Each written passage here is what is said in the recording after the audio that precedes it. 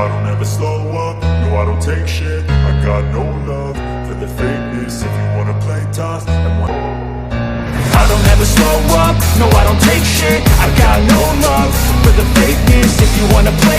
Part 1. 1.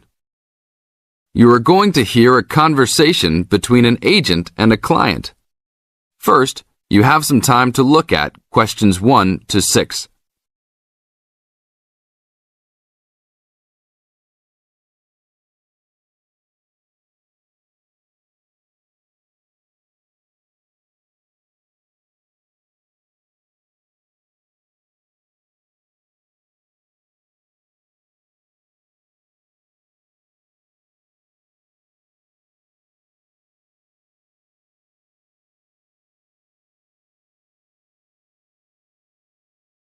Now listen to the tape and answer the questions. 1 to 6. Hello? Hi, good morning. Are you open yet? Yes, we are. Come in. Would you like to rent an apartment in the city? Well, kind of. I'd rather rent one near the harbor if possible. Oh, okay. Do you like the water? Yes, I do, but I actually repair sailboats for a living. So I'd like to be close to work. That's understandable. We all want to live close to work. Well, I think I have something near there. How many rooms would you like? Just one. I'm alone. But I would like to have an extra room for my dog. So you'd like 2 rooms and an apartment that accepts animals. Here's one. It's 1 block up from the harbor and renting for $445. How's that? That's perfect. Just what I was hoping to pay. What floor is it on? Floor? Oh, it's on the 12th floor. That's too high. I'd like to be on the 1st or 2nd floor so that I don't have to use the elevator. My dog, he's scared of them. Oh, well then, that's a little more complicated. Let me make a few calls. Okay, I think I found a couple more for you. Here's one that might suit your needs. How much? $395 a month. That's cheap. But it's only a 1-bedroom, a large one, but it's still just 1 room. Oh, well, regardless of whether the room is small, I still need a separate room for my dog. What else do you have? Then I have a 2-bedroom for $565 on the 2nd floor that is a little further away from the harbor. How far? About a half mile, and they accept pets. That's a little more than I had planned on paying, but I guess I could look at it. What's the address? 224 Williams Avenue, Harbor Square. 224 Williams Avenue. Got it. Now look at questions 7 to 10.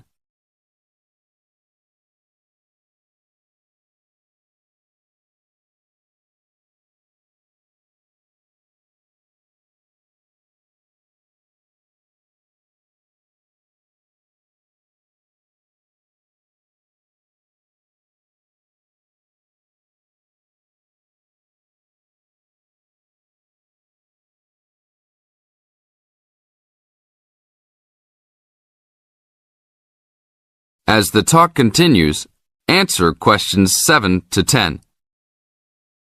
What else is included?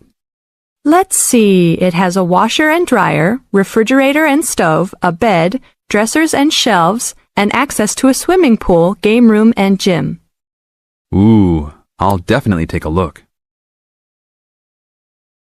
Hi, how did you like it? It's great.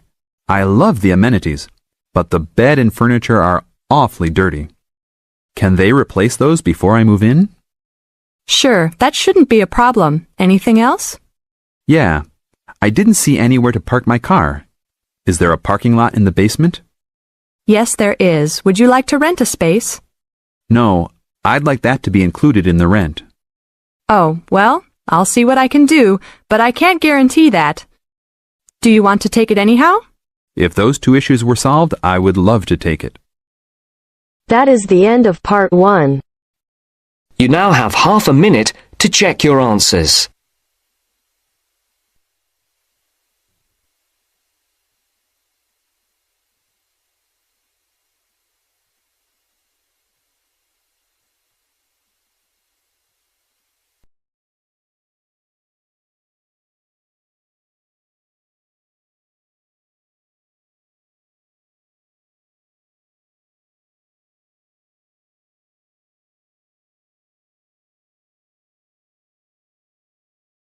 Now turns to Part 2.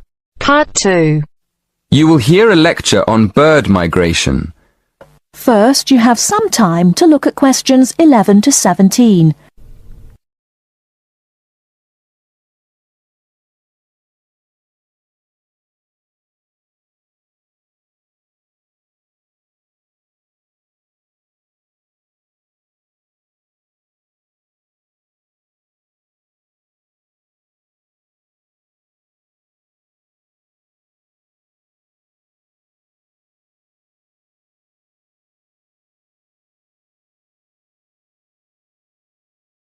Now, listen carefully and answer questions 11 to 17. My lecture this evening will focus on the migration of birds. That is, how birds fly in big groups from different parts of the world at certain times of the year. In the first part of the lecture, I'll talk about the reasons why birds migrate, when they migrate, and which parts of the world they migrate from and to. To start with, why do birds migrate? Well, there are two main reasons. One, they migrate to look for food, and two, they travel to parts of the world that are more suitable for breeding. In fact, these reasons are closely linked. As you can imagine, when birds are breeding, they need extra food to feed their young. And in the spring, in the cooler climates of Europe, there is a lot of food for birds, especially insects. So, generally, during the spring, birds fly up from the tropics, which are hot, to cooler climates in the north. They stay there for a few months to bring up their young. And then, when the weather in the north gets cold in the winter, they fly back to warmer climates in the south. Now I'd like to talk a bit about how global warming has affected bird migration. One of the effects of global warming has been to make the spring come earlier in the northern regions of the world. When spring comes early, the plants and insects that birds need to bring up their young are also available earlier. Research has shown that quite a lot of birds have started to migrate earlier because of higher temperatures. But unfortunately for some species, this hasn't been early enough. What I'm saying is that birds that are travelling a long way for breeding may arrive too late to find enough food to feed their young, and their population drops drastically. Scientists are currently researching more about this. Before you hear the rest of the talk, you have some time to look at questions 18 to 20.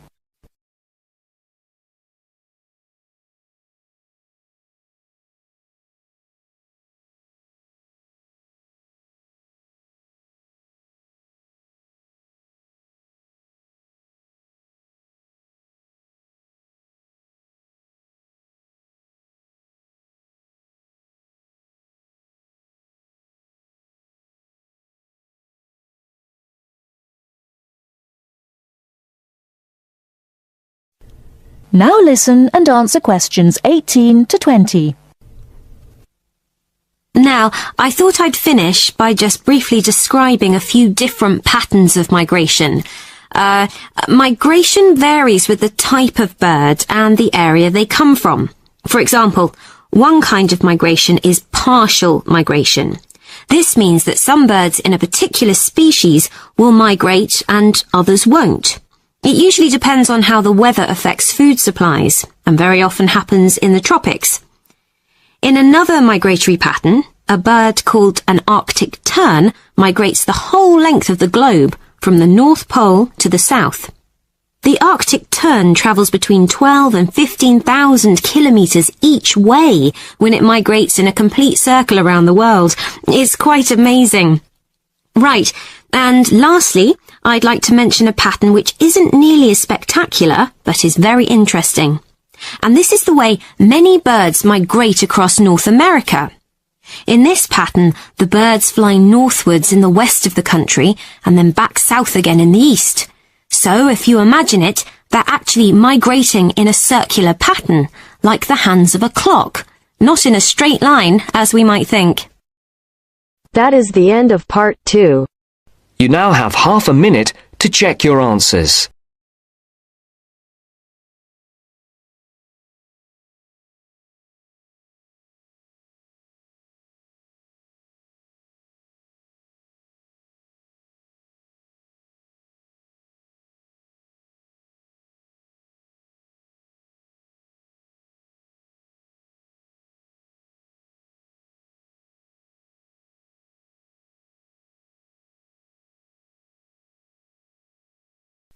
Now turns to Part 3.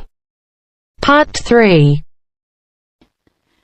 You will hear a tutor and 2 students discussing the crop rice. First, you have some time to look at questions 21 to 24.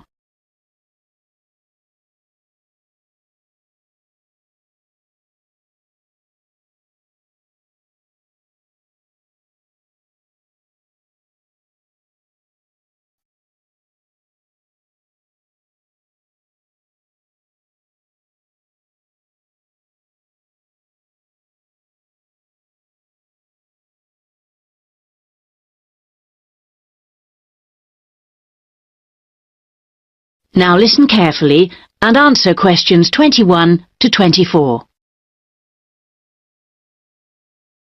Good morning, everyone. So, following on from our tutorial on European agriculture last week, Daisy and Eric are going to talk about the most commonly grown crop in Asia, which is, of course, rice. Eric, can you tell us what you've been working on? Yes, sure. We've been looking at the role of rice in a number of countries, how it's grown, ways of increasing production. As I'm sure you know, rice is the staple diet throughout Asia, and, in fact, 90% of the world's rice is grown and eaten there. Daisy's got some background on that. Well, rice was originally a wild plant which started out in the tropical regions of Asia. But there are literally hundreds of varieties today, and each with different qualities. For instance, one will survive floods, while another will grow in relatively dry conditions. A third has a really lovely smell. But wherever it grows, rice needs a lot of water. What do you mean by a lot? Well, it takes about 5,000 litres to get a kilogram of rice. This can be supplied either naturally or by irrigation. And as most rice-growing countries suffer from unpredictable weather, including drought, water management really is the key. Research has become so important now that each rice-growing country in Asia has its own research institute. Whether we're talking about Japan, China or Bangladesh, and they're all coordinated by a group in the Philippines called the International Rice Research Institute. Interesting. Bangladesh, for instance, has been successfully using different rice varieties and fertilizers for 30 years. But because it's such a flat delta country, it's very difficult for the water to drain away after the monsoon season, so they need to find special rice crops that can survive the floods. And with global warming, the situation is more urgent than ever. Before you hear the rest of the discussion, you have some time to look at questions 25 to 30.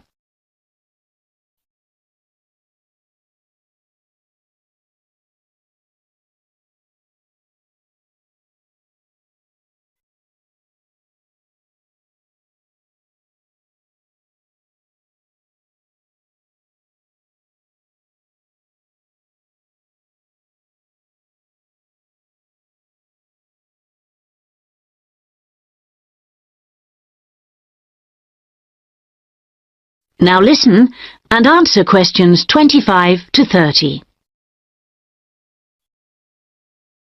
Now I'd like to move on to our comparative study. As you can imagine, China is the world's biggest rice-producing country. Collectively, the Chinese people probably eat more than 3 billion bowls of rice every day. Quite a statistic. And of course, rice plays an important cultural role too. We then compared China to Thailand. You know, even though Thailand only has about 64 million people, it's the world's #1 exporter of rice. Not China, as you might imagine. Is that so? Yes, they send their rice everywhere, in particular to Europe, as well as Africa and the Middle East. Apparently, the fact that jasmine rice is growing in popularity is one reason why Thailand's rice export industry is doing so well. People want something a bit different. And of course Thailand is well suited to rice growing. Good climatic conditions and lots of fresh water. Going back to China for a minute, we should mention that at the Rice Research Institute in Huangzhou, they're working on ways of improving rice yields using less water. By yields, you mean the amount they can grow? Yes, they're trying to find ways to get more rice from less land, improve the taste, but also have other things in it besides carbohydrates so that it's healthier, better for you. Good idea, considering it's the staple food. And then you've got Japan, which is totally self-sufficient when it comes to rice. This is basically because they have a high tariff on imported rice, so everyone buys the homegrown product, and they don't export much. Yes, but, you know, even though rice is a kind of sacred crop there, consumption is only half what it was in the 1960s. This trend isn't evident in Thailand or China. Interesting that you mentioned how rice is almost sacred in Japan, because I believe in Thailand it also plays an important cultural role. Absolutely. They have the royal ploughing ceremony every year, which the king always attends, and he actually scatters a new stock of seed to the farmers, who pour into Bangkok for the event. What about the global interest in organic farming? Is there such a thing as organically grown rice? Yes, indeed. And the Japanese are getting quite a taste for it, apparently. There's an experimental farm near the city of Akita in the Japanese rice belt, famous for its sake, by the way, which has pioneered organic rice production, and now it's sold all across the country. It's a bit like the recent popularity of jasmine rice in Thailand, but that's for the export market, of course. Interesting how attitudes change, isn't it?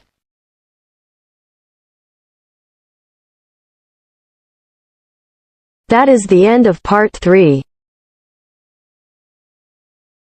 You now have half a minute to check your answers.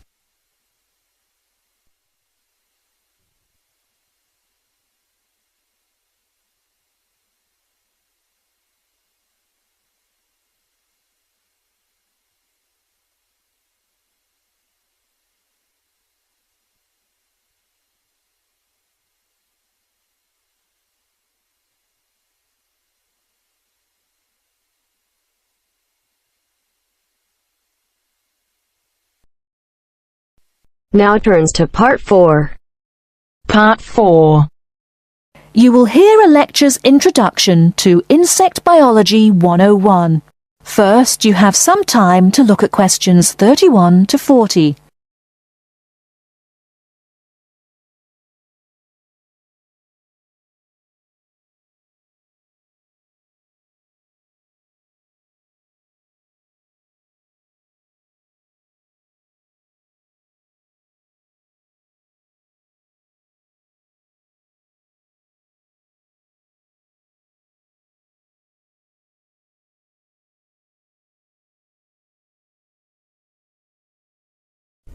Now listen carefully and answer questions 31 to 40. Good afternoon and welcome to Insect Biology 101. I'd like to begin this course with a few remarks about good insects and bad ones. Bugs are all around us, and that's both a benefit and an annoyance, sometimes maybe even serious harm. First, let's talk about the good things that insects do for us. Probably the most important insect for humans, and maybe for all other life, is the bee. Bees help plants in the process of pollination, and thus are necessary to most flowers and fruit-producing trees. That is, they carry pollen from male flowers to female. If it weren't for bees, we'd have very few food plants and no fruit either. In fact, there would be no we. No less a thinker than Albert Einstein pointed out that, without bees, humanity would be dead within a year or less. We'd starve. It's that simple. That should maybe make us just a little humble. A little less dramatic is the fact that bees also make the honey we eat. Moreover, they produce beeswax, which is useful in candles and is also used as a first-rate furniture polish.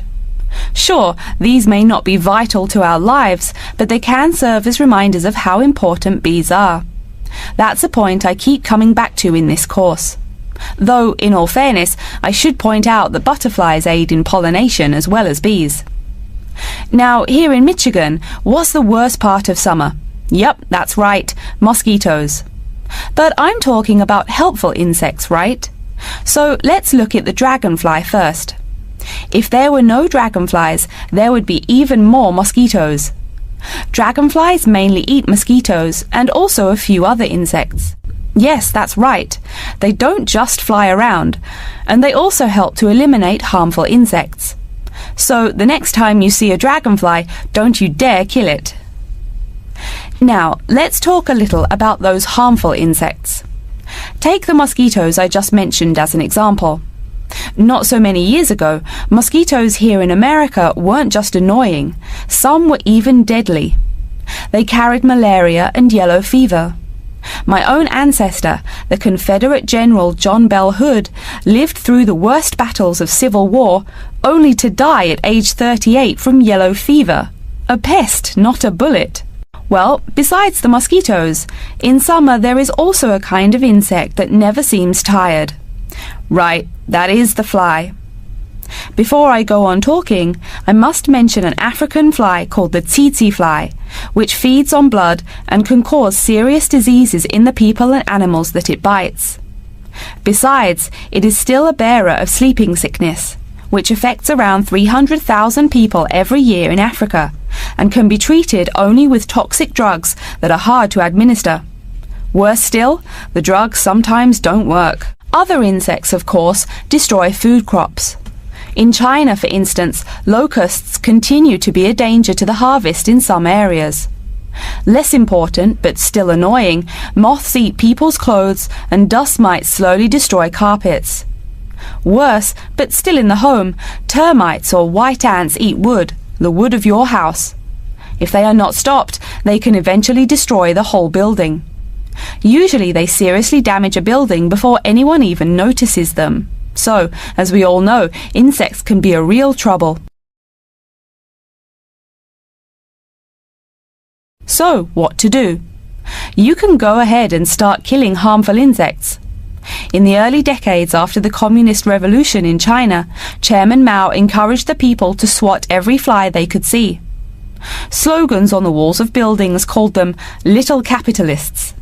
But flies reproduce too quickly for this to be a long-term solution. For some decades in the West, to kill insects with chemicals seemed a good remedy. Unfortunately, chemicals can only be used in a limited area for a limited time. It's a small-scale solution. The insects come back.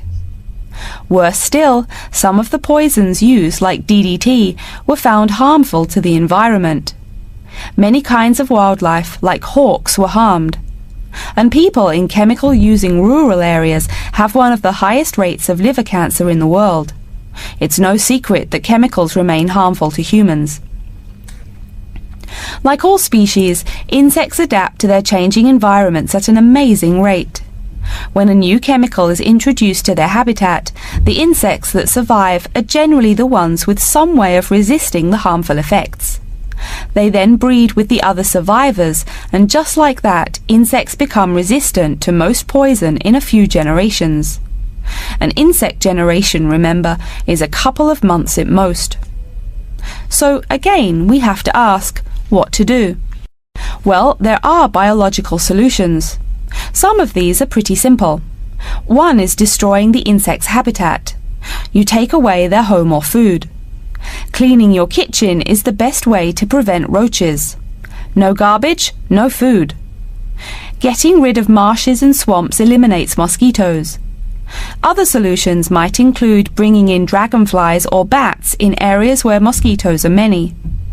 This is a cheaper alternative to chemicals. Biological methods like this also bring no extra pollution to the environment. But you have to be careful. If you change the environment too much, you might be hurting other forms of life accidentally. One recent method of controlling insect populations involves interrupting their breeding cycle. What does that mean? It means birth control for bugs. Insects are provided with food that makes them unable to reproduce. Since they can't have babies, the population disappears, or nearly so. And since no young are born, resistance is not a problem, with no young insects developing increased resistance. Interrupt the life cycle, eliminate the bug. It's clear that we must have an understanding of the life cycle of the insect. At least, that's the plan. We'll go into more detail as the course goes along. Now, I will stop here to see whether you have any questions or not. That is the end of part 4. You now have half a minute to check your answers.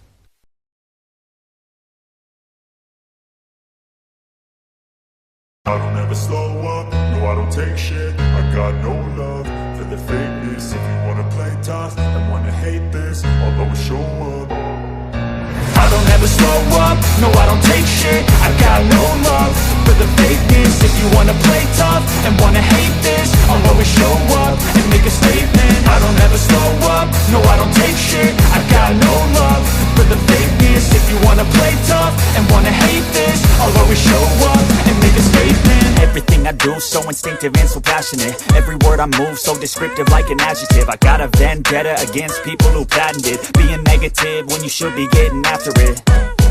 I got facts over tracks, this and that. Spitting slow, spitting fast. I could roast, I could gas. Think I'm okay at last, but I don't know if that can erase all the past. And the pettiness, a reflection of the emptiness. Hilarious, you think you're worth my time, you're delirious. Mysterious, because you hide behind a fake exterior. Inferior, you know I'll always be a bit superior. Get off of me, this ain't no humble brag. I want you to hear words, you can say them back. I want you to feel free from the chains at last, and to believe in what you got, it was built to last, yeah.